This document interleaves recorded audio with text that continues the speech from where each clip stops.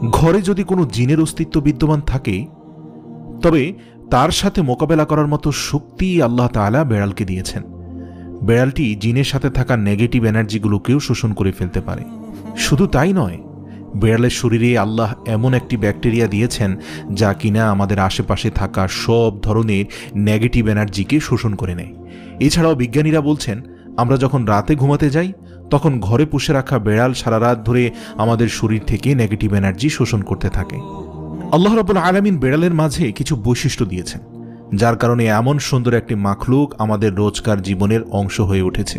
রাসূল সাল্লাল্লাহু আলাইহি সাল্লাম বেড়াল পছন্দ করতেন এবং বেড়াল পালন করার কারণে তিনি তার এক প্রিয় সাহাবীর ছদ্মনাম দিয়েছেন আবু হুরায়রা, যার শাব্দিক অর্থ দাঁড়ায় বেড়ালের পিতা।